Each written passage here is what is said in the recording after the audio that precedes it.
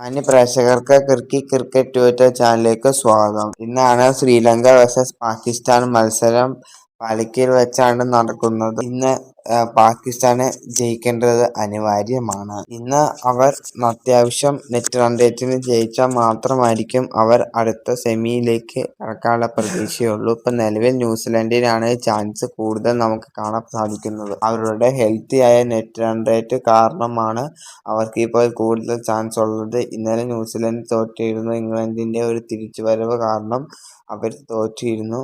എന്നാൽ തന്നെ അവർക്ക് ഹെൽത്തി ആയ ഒരു നെറ്റ് റൺ റേറ്റ് ഉണ്ട്. ഈ കളി ജയിക്കും. കൂടാതെ തന്നെ അവർക്ക് അത്യാവശ്യം റൺസും ജയിക്കേണ്ടതുമാണ്. പാകിസ്ഥാന് -0.416 ആണ്. എന്നാൽ അവരുടെ +1.385 ആണ് ന്യൂസിലൻഡിന്റെ. അപ്പോൾ ഒരു ഹെൽത്തി ആയ നെറ്റ് റൺ റേറ്റ് കൊണ്ട് അവർക്ക് 3 പോയിന്റും പാകിസ്ഥാന് 1 പോയിന്റുമാണുള്ളത്. അപ്പോൾ എല്ലാം സെറ്റായിട്ട് ഇരിക്കുകയാണ്. 64 അറൗണ്ട് 64 അല്ലെങ്കിൽ 64 മുകളിൽ പാകിസ്ഥാന് ജയിക്കണം. ചേസിംഗ് ആണ് എങ്കിൽ അവർ 13 പോയിന്റ് ഒരു ഓവറിൽ അവർ ജയിക്കേണ്ടത് അനിവാര്യമാണ്.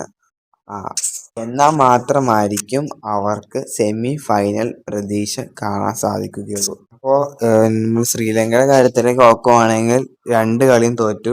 നേരത്തെ തന്നെ അത് പുറത്തു പോയിരിക്കുകയാണ്. അവർക്കിനി പ്രതീക്ഷയൊന്നുമില്ല.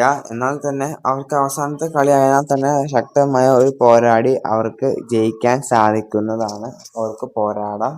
കൂടാതെ തന്നെ കുശാൽ മൻഡിസിന് ന്യൂസിലൻഡിന്റെ കളിയിൽ ഹാംസ്ട്രിങ് വന്നതുകൊണ്ട് തന്നെ കുശാല വിക്കറ്റ് കീപ്പറായിട്ട് ടീമിലേക്ക് എത്തുന്നതായിരിക്കും. അപ്പോൾ പാകിസ്ഥാനെ സംബന്ധിച്ചിടത്തോളം സെമിയിലേക്ക് എത്താൻ ചാൻസ് എളുപ്പമുള്ള കാര്യം. അതുകൊണ്ടൊക്കെ തന്നെ അവർക്ക് ശക്തമായി പോരാടേണ്ടതാണ്. ആയാലും ഈ പാകിസ്ഥാന്റെ ബാറ്റ്സ്മാൻമാരൊക്കെ ഫോമിലാണ്. ഫർഹാൻ അദ്ദേഹം 253 റൺ എടുത്ത് T20 വേൾഡ് കപ്പിൽ ടോപ്പ് സ്കോറാണ്. ഒരു സെഞ്ചുറിയൊക്കെ അദ്ദേഹത്തിന്റെ പേരിലുണ്ട്. അപ്പോൾ ശ്രീലങ്കയാണെങ്കിൽ ഹോം ടീമിൽ വെച്ചാണ് 2 കളിയും തോറ്റിരിക്കുകയാണ്. അപ്പോൾ അവർക്ക് ഈ കളി ജയിച്ച് മറന്ന് പോകാനാണ് അവർ ശ്രമിക്കുന്നത്. അപ്പോൾ ഈ വീഡിയോ ഇത്രയാണ് പറയുന്നത്. കൂടുതൽ വിവരമായിട്ട് പിന്നെ കാണാം.